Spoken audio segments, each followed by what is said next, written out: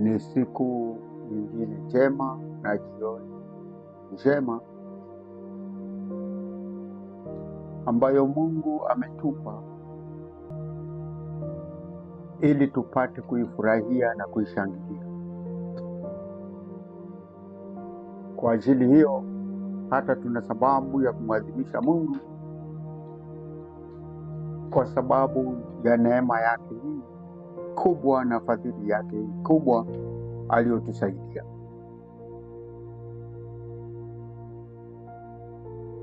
Zaidi sana, leo ni siku ya 3 katika mfululizo wetu wa mfungo wa siku 40 ili tupate muda wa kujinyenyekesha mbele za Bwana, na hasa katika majira haya ya mwanzo wa mwaka, ili Mungu wetu wa mbinguni apate kutusaidia, maana ni kwa neema yake na kwa msaada wake tu, na zaidi sana ni kwa nguvu zake tunaweza kusonga mbele.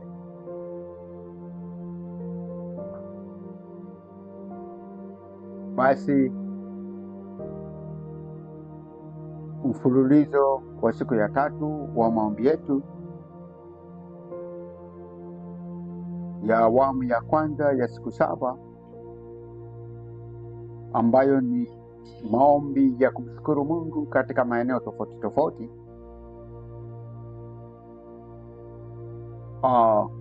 Eneo la kwanza lilikuwa kumshukuru Mungu kwa ajili ya Mungu mwenyewe.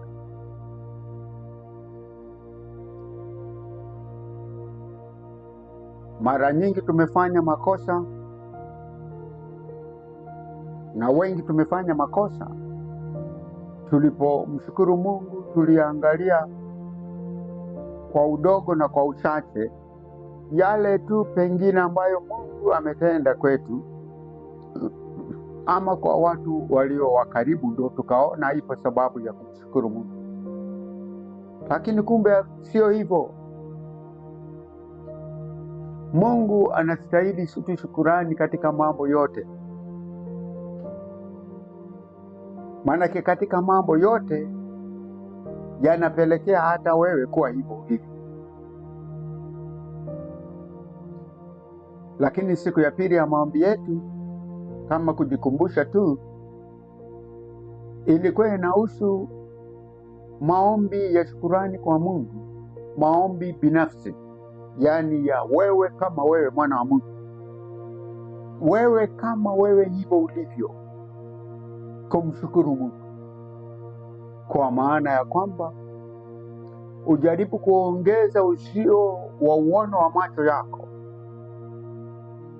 mbele za Mungu na juu ya Mungu, jinsi alipo mwema na mwenye fadhili kwako tu wewe, bila kuangalia watu. Lakini baada ya kuangalia maeneo hayo mawili, leo tunaenda kuangalia eneo la 3 la kumshukuru Mungu kwa ajili ya familia zetu na ndugu zetu. Mtu mwingine ataweza kujiuliza na akauliza maswali mengi, akasema, basi kwa nini maombi ya kushukuru tunaweka vipengele vingi hivyo? Si tungeunganisha tu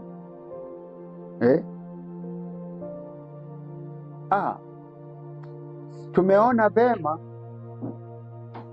kudadavua vipengele hivi vya maombi ili kutoa nafasi ya kumshukuru Mungu kwa uzuri na kwa ukubwa katika kila eneo, kuliko kuunganisha pamoja. Unapounganisha pamoja uzito wa shukurani katika maeneo tofauti tofauti unakuwa mdogo. Bwana Yesu asifiwe. Na inaweza kupelekea wakati mwingine ukasahau kabisa. Haleluya. Lakini sisi tumeona tumpe Mungu nafasi, tumpe Mungu muda wa kutosha kumshukuru kwa ajili ya mema yake haya yote kwa ukubwa katika kila eneo. Bwana Yesu apewe sifa. Kwa mfano, leo tunamshukuru Mungu kwa ajili ya ndugu na jamaa zetu tu. Lakini nikisema hivi, unaweza kuona pia kama vile kumshukuru Mungu kwa ajili ya ndugu na jamaa zetu ni jambo dogo tu, lingeweza kuunganishwa tu na vipengele vingine vya maombi. Na kwa nini tuwe na siku 7 za kumshukuru Mungu? Nimekuambia ni muhimu. Hata hivi vipengele hivi tulivyokuletea ni vichache tu, tumeona tuvifupishe kwa sababu ya mbanano wa ratiba. Pengine tungekuwa na muda mrefu zaidi wa maombi, tungeweza kutoa muda mrefu zaidi katika vipengele mbalimbali. Bwana Yesu apewe sifa mno.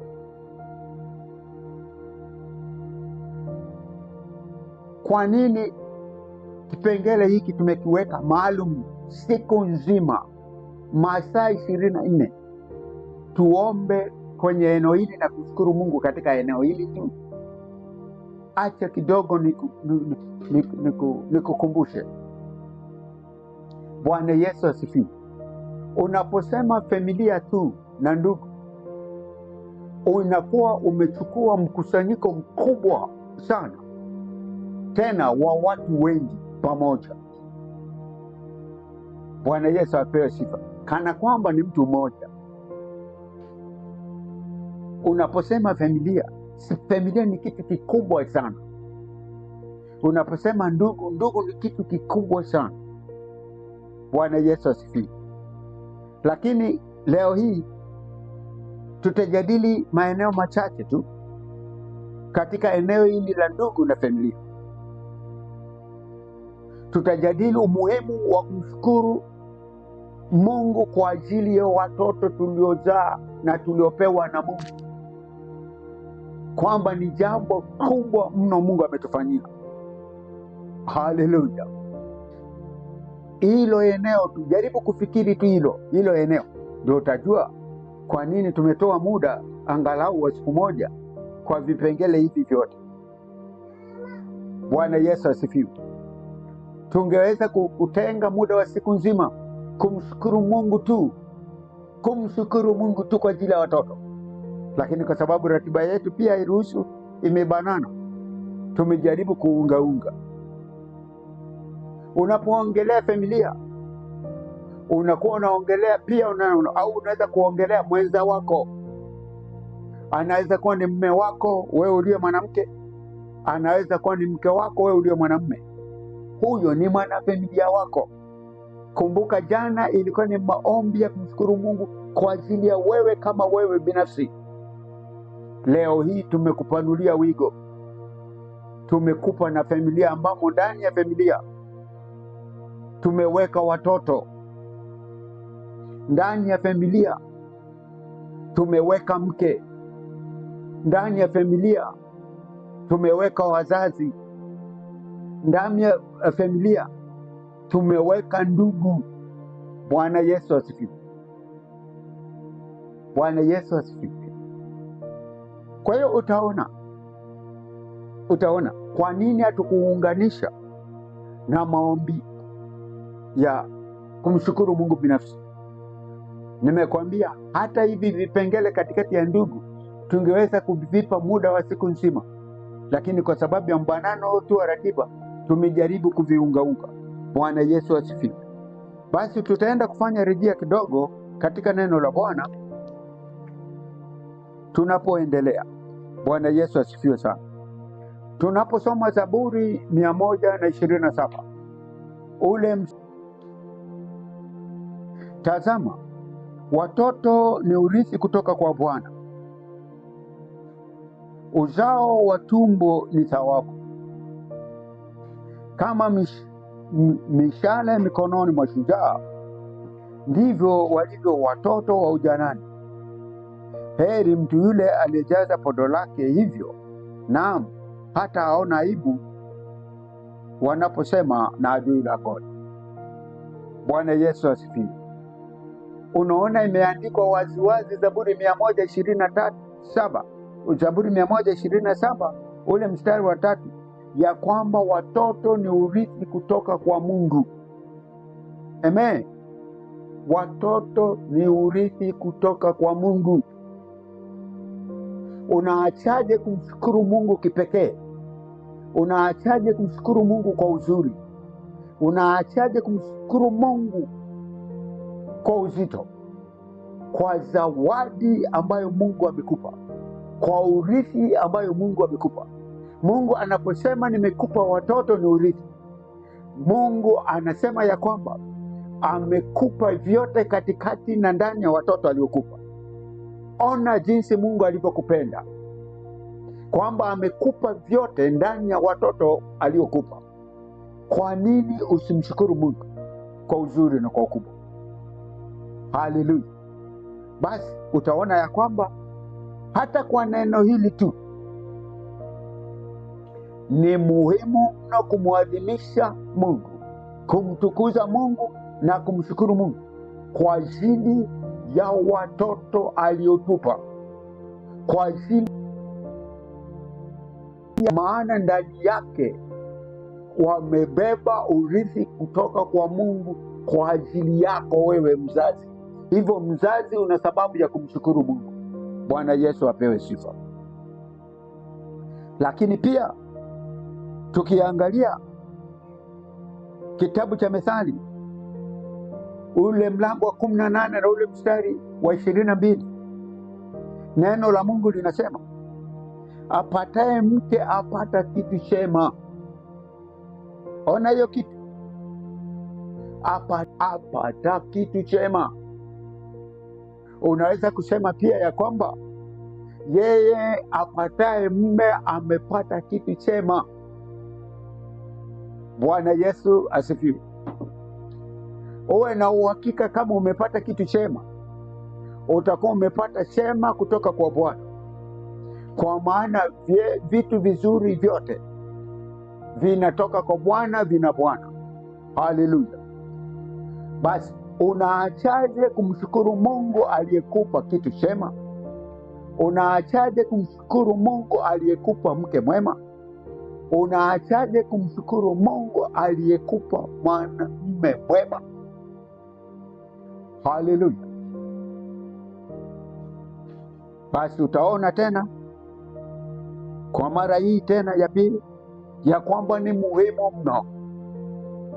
mno kumshukuru Mungu. Na wakati huu tunakukumbusha ya kwamba ni vizuri, chukua hatua, muadhimishe Mungu kweli kweli, mshukuru Mungu kweli kweli kwa ajili ya huyo mkeo, mshukuru Mungu kweli kweli kwa huyo mmeo. Lakini swali litakuja, mtu mwingine atasema, mbona mimi sina mke bado? Huna mke bado kwa namna tu ya mwili, lakini Mungu wa mbinguni amekuandalia, yupo mke mwema. Hivyo una sababu ya kumshukuru, kwa sababu mwisho wa siku atamdhihirisha huyo mke mwema rohoni sasa hivi kwa majira yake mwilini. Vivyo vivyo na wewe dada, na wewe mama ambaye ungeweza kuniuliza, mbona mimi sina mme, sijaolewa pengine, na mshukuruje Mungu kwa ajili ya mme? Na kuambia mshukuru mme, kwa sababu wewe unaweza usione mme sasa hivi kwa namna ya machoni, lakini Mungu aliyekusudia wewe mema amekwisha kukuandikia mme wako ni nani, na huyo mme wako ni mwema. Hivyo ni vema na ni vizuri tu uanze kuchukua hatua za kumwadhimisha Mungu wa mbinguni ambaye amekupenda na kukusudia mema kwa njia ya huyo mme mwema au mke mwema. Bwana Yesu apewe sifa. Lakini pia tukisoma Neno la Mungu katika kitabu cha Methali 17 ule mstari wa 6, utaona tena